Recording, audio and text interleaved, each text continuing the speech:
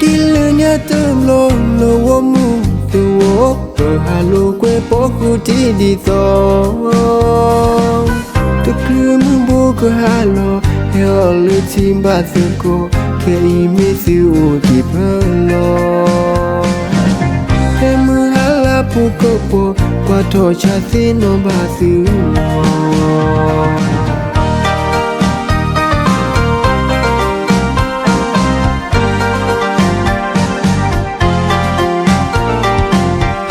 Kowe dalani toso Fino basi tombo no Mina humbata po ino Finyala ukosi no Kukwala si tobo no Heki hala wo mito wo Tuhole tinjala dole wo muzo wo Puedo luchar o puedo luchar contigo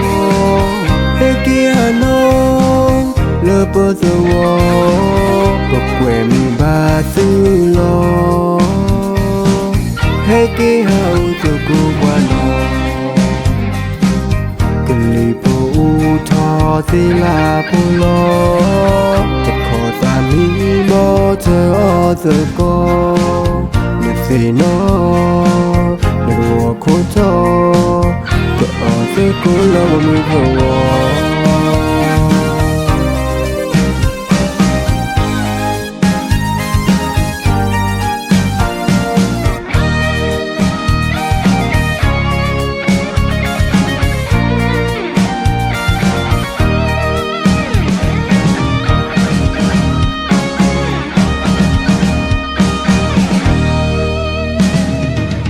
Fino kilenya tumlo lo womu tuwo halo kwe poku di so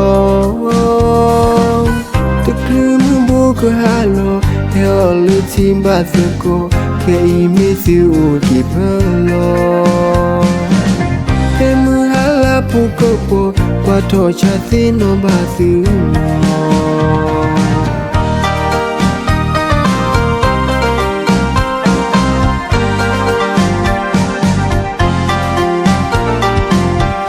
Kowe dalani toso Fino basi tombo no Mina humbata po ino Finyala ukosi no Kukwala si tobo no Heki hala wo mito wo Tuhole tinjala dole wo muzo wo Puedo luchar contigo Aquí no lo puedo porque mi vacilo Aquí auto cubano Que le puedo si la pulo Te cosa mi moto o te go Me si no Koto ko ase ko lawo mi hawa